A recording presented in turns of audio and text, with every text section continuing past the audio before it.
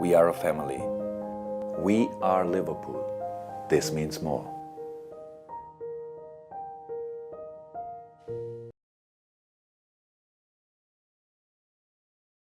I just can't get enough. I just can't get enough. He scores a goal and the cup go wild, and I just can't seem to get enough. Suarez, Luis Suarez,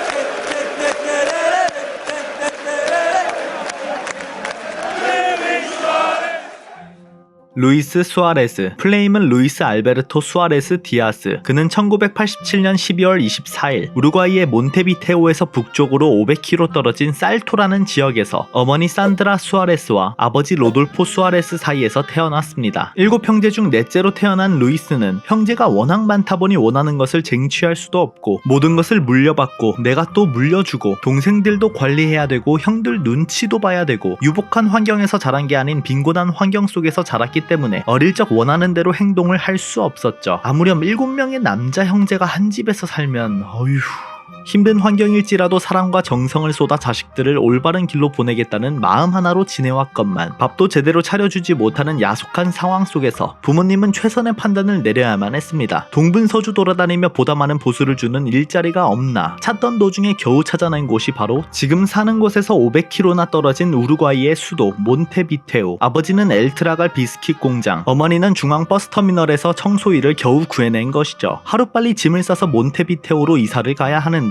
루이스는 7년간 지내온 이 지역을 벗어나기 싫어 떼를 쓰고 맙니다. 어떻게든 설득시켜 같이 떠나려 했지만 어린애의 고집을 꺾을 수나 있을까요? 결국 수아레즈는 할머니에게 맡긴 채로 그 외의 형제들은 부모님과 같이 이주하게 되었고 그는 한 달간 할머니와 생활하다가 겨우겨우 마음을 돌려 몬테비테오로 오게 되었습니다. 포장된 도로 하나 없는 자갈길과 온 동네가 빽빽한 나무들로 가득했던 시골에서 벗어나 자동차와 높은 건물들이 가득한 도시로 오다 보니 수아레스는 적응하는 게 쉽지 않았습니다. 정말 돈 한 푼 없이 살토에서 지내던 시기와 비교해 상대적으로 더 나은 환경에 오게 되었지만 수아레스에게 있어서 그런 건 문제가 되지 않았습니다. 학교에서는 자신들과 다른 억양으로 말한다며 비웃었고 시골에서 왔다는 이유로 같이 어울려 지낼 수 없었기 때문이죠. 그래서 그는 1년 학교 행사를 다 마치고 나면 곧바로 고향 살토로 내려가 시간을 보내곤 했습니다. 환경의 변화, 도시 사람들과 시골 사람들 간의 억양이 다르다는 이유로 그곳에서 많은 사람들이 놀리곤 했습니다. 살토에서는 집에서 잠을 잘 때에도 현관문을 활짝 열어둘 수 있었고 풀밭에서 맨발로 뛰어놀 수 있을 만큼 편안하고 조용하고 안전했지만 그 모든 것이 불가능한 도시에 오게 되자 모든 게 힘들었습니다. 하지만 주변 사람들의 무시, 놀림을 견디고 최선을 다해 당시 처한 환경 속에서 익숙해져야만 했죠. 주위에서 무시하는데 거기다가 집에는 돈도 없고 정말 힘든 상황 속에서 어머니가 흥미로운 소식을 듣고 왔는지 이런 말을 하더군요. 아들아, 이 지역에 우레타라는 축구팀이 있는데 그곳에는 부유한 아이들이 많이 있단다. 그곳에 들어가서 축구를 한번 해보는 게 어때? 나름대로의 축구 재능이 있었던 루이스 입장에선 축구팀에 들어가는 것을 굳이 마다할 이유가 없었던 터라 어머니의 추천을 받아 우레타에 입단하게 되었습니다. 제가 우레타라는 축구팀에 들어갔을 때 그곳에서 만난 친구들이 있었습니다. 마틴, 레오나르도, 빅터. 그들의 부모님은 저를 아들처럼 사랑해 주셨고 친구들은 형제처럼 대해 주었습니다. 집안 사정이 너무 좋지 않았기 때문에 하루는 신을 신발이 없어 연습 경기에 출전하지 못했던 적도 있었습니다. 하지만 그들은 저를 차별하지도 않았고 똑같이 대해 주었습니다. 저는 그들의 집에서도 많은 시간을 보냈습니다. 훈련이 있을 때나 시합이 있을 때면 그들과 그들의 부모님이 함께 해주었죠. 이와 같이 부모님의 지원이 아닌 친구 부모님의 도움 아래 열심히 훈련을 하던 수아레스는 불우한 환경 속에 있음에도 불구하고 축구 실력 하나만큼은 엄청났습니다. 하루는 팀이 2대0으로 끌려가고 있던 도중에 교체로 나와 짧은 시간 안에 해트트릭을 달성하며 3대2 승리를 이끌고 냈으니 말이죠. 이렇게 화려한 모습을 보이는데 누구 하나 관심이 없었을까요? 그럴 리가요. 고작 9살밖에 되지 않은 어린 소년이었지만 루이스의 잠재력을 빠르게 캐치한 나시오날의 스카우트 윌슨 피레즈는 이미 그를 점 찍어두고 팀으로 데려오는 순간만을 기다리고 있었죠. 이와 같이 비록 돈은 없더라도 좋은 사람들이 함께하며 점차 생활이 안정되어 가고 있을 때 갑작스레 루이스의 부모님 두 분이 갈라서게 됩니다. 고향을 떠난 낯선 환경에서의 적응 문제, 남들과 다르다는 이유로 받게 되는 따돌림과 차별, 평범한 가정 환경도 아닌 이제 금방 찢어질 것 같은 빈곤 그 자체, 거기다가 부모님의 이별까지 어린 소년에게 닥친 시련은 너무나도 가혹했습니다. 아버지가 홀로 떠나버렸기 때문에 7 형제가 먹고 살 돈은 당연히 없었고 어머니 산드라는 할머니의 도움을 받아 홀로 일을 하며 가정을 지켜나가야만 했습니다. 고작 2년이라는 시간 동안 어린 소년이 견디기 힘든 가혹한 변화가 함께한 탓인지 아버지가 나간 뒤로부터 루이스 수아레스는 완전히 삐뚤어지기 시작합니다. 적어도 우리가 어릴 때 원하는 거 하나쯤 생겼을 때 물건이라면 부모님이 한 번쯤 사주시거나 놀이공원을 가는 것이라면 시간을 내주셔서 같이 가거나 어린이들의 낭만 그리고 꿈을 키워주시곤 하는데 루이스 수아레스는 어린아이지만 무엇 하나 원하는 것을 사달라고 투정 부릴 수도 없었습니다. 새로운 생활 안 돼, 갖고 싶은 장난감 안 돼, 옷 안 돼, 음식 안 돼. 어찌 보면 삐뚤어지지 않는 게 이상할 정도였죠. 12살까지는 어떻게든 힘든 상황 속에서 축구를 해왔고 계속 하고 싶다는 생각이 들었지만 12살부터 14살까지는 축구도 제대로 되지 않았고 공부도 하기 싫었습니다. 훈련받는 것도 좋아하지 않았고 오직 게임만 좋아하기 시작했죠. 그런 식으로 인생을 살아가면 안 된다는 것을 알고 있었지만 제대로 살아야겠다는 생각이 들지 않았습니다. 스스로 화만 났고 이런 생활이 반복되자 저에게 안 좋은 일들만 가득했죠. 밤이 되면 밖에 나가 나쁜 친구들과 어울리기 시작했고 주변에는 온통 나쁜 영향을 주는 사람들밖에 없었습니다. 어릴 적부터 수아레스를 지켜본 나시오날의 스카우트 윌슨 피레즈는 그가 방황하던 시기에 나시오날에 데려와 이때 어떤 생활을 했는지 생생하게 기억하고 있었는데 그는 나시오날의 7번째 팀에 속해 있었습니다. 그 안에는 그와 25명의 선수들이 함께했죠. 다음 해에는 3-4명의 친구들이 팀을 떠날 것으로 예상되었고 그 안에 루이스도 포함될 예정이었습니다. 당시 유소년 팀 담당인 다니엘 엘리케스는 저에게 와서 내년에 수아레스는 팀을 떠나야만 할 것이라고 아주 분명하게 말했기 때문이죠. 하지만 저는 마지막으로 기회를 달라고 부탁했습니다. 그는 고민 끝에 더 이상의 기회는 없을 것이라며 제 간곡한 부탁을 들어 수아레스를 팀에 남겨주었습니다. 그리고 저는 수아레스에게 가서 이렇게 말했죠. 이제 정말 마지막이야. 나를 실망시키지 말아줘. 루이스, 더 높이 가기 위해서는 이 기회를 반드시 잡아야만 해. 툭하고 누군가 밀어버리면 그대로 낭떠러지로 떨어질 위기에 놓인 루이스 수아레스. 일말의 희망도 보이지 않는 상황 속에서 그의 손을 잡아주는 사람이 나타나게 되는데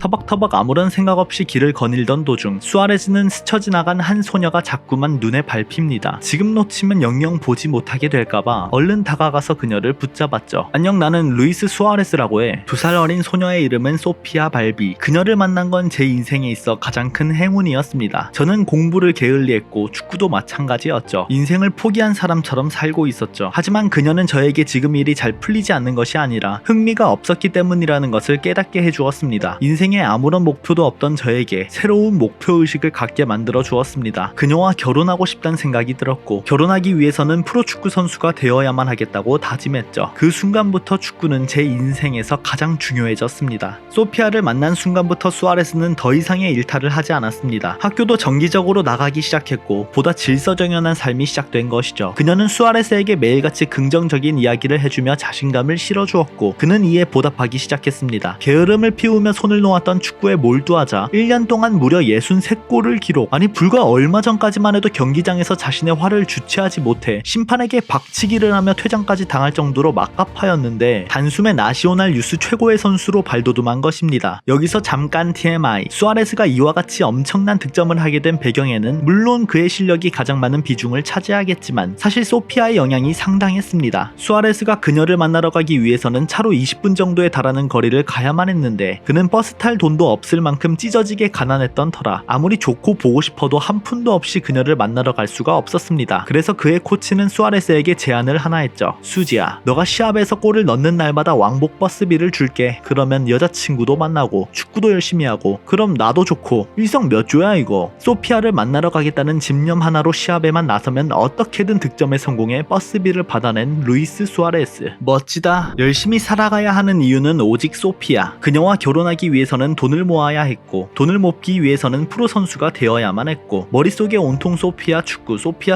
두 가지로 가득 찼었죠. 하지만 인생이 이렇게 평탄하게 계획대로 진행될 리가 없습니다. 소피아가 가족들과 바르셀로나로 이민을 간다는 것입니다. 당장 그녀가 없으면 삶을 살아갈 이유도 축구를 해야 할 이유도 사라져버리는 수아레스 입장에선 인생 최악의 순간을 다시 마주하게 된 것이죠. 어떻게 해야 하지? 축구를 그만두고 스페인으로 따라갈까? 고민하던 사이에 이미 소피아는 저 멀리 스페인으로 가버렸고 홀로 우루과이에 남은 수아레스는 매일 밤 슬픔에 잠겼습니다. 인터넷과 전화로 연락을 주고받았지만 직접 만나는 것과 인터넷상으로 보는 건 하늘과 땅 차이였죠. 축구에 집중도 못하고 그렇다고 여자친구를 자주 볼 수 있는 여건도 아니고 이대로 가다가는 둘 다 놓쳐버릴 수 있던 상황 속에서 수아레스는 모든 것을 제쳐두고 우선 바르셀로나에 있는 소피아를 직접 보겠다고 결심합니다. 바르셀로나로 가는 티켓은 어찌어찌 구했지만 소피아가 있는 곳까지 갈 돈이 없던 그는 형에게 부탁해 조그마한 돈을 빌려 무작정 그녀에게 향했습니다. 16살의 어린 소년이 스페인에 홀로 온 것을 의심하여 공항에서 구금돼 조사를 받고 몇 시간 뒤에 풀려나 우여곡절 끝에 그녀를 마주한 루이스 수아레스. 며칠간 꿈같은 시간을 보내고 난 뒤 고국으로 돌아가야 하는 마지막 날, 수아레스는 소피아에게 이런 말을 남깁니다. 죽을 듯이 훈련하고 노력해서 꼭 유럽으로 올게. 그때까지만 기다려줘. 인생의 전부인 소피아를 만나기 위해 더 이상의 시간도 지체할 수 없었던 그는 나시오날 팀에 돌아와 미친듯이 훈련하고 또 훈련했습니다. 경기장에서 득점을 하고 그 누구보다 좋은 모습을 보여야만 프로 계약을 맺을 수 있고 그래야만 돈을 벌어 그녀에게 가까워질 수 있기 때문에 경기장 안에서의 수아레스는 일상생활에서의 모습과 전혀 다른 모습이었습니다. 만약 득점을 하지 못하는 날이면 분을 이겨내지 못해 밤새 울음을 그치지 못할 정도였으니 말이죠. 세상에 득점을 못하면 스스로에게 화내며 눈물까지 보이는 선수가 팀에 있다면 여러분들이 감독 입장에서 생각해보세요. 기특해 보이지 않나요? 축구에 완전히 미쳐있는 선수인데. 나시오날은 이런 그에게 프로 계약을 제안했고 2005년 5월 3일 성인 무대 데뷔전을 갖게 되었습니다. 여전히 머릿속에는 소피아를 보러 가야 해. 그러기 위해서는 득점을 해야 하고 무언가를 보여줘야만 해. 고작 18살의 나이에 성인팀 무대를 밟은 그였지만 전혀 밀리는 구석 없이 시즌 내내 꾸준한 활약을 펼치며 34경기 12골, 이제 갓 데뷔한 선수의 기록이라고는 믿지 못할 정도로 순도 높은 결정력을 선보였죠.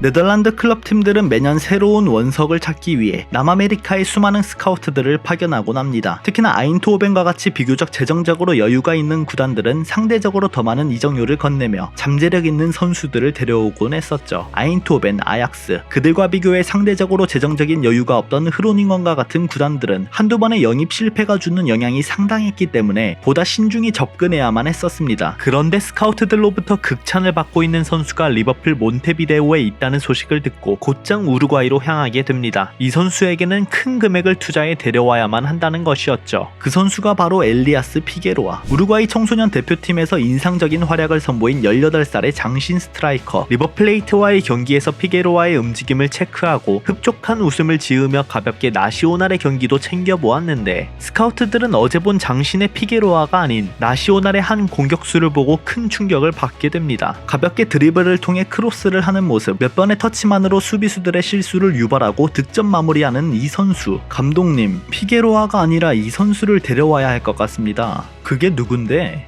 루이스 수아레스.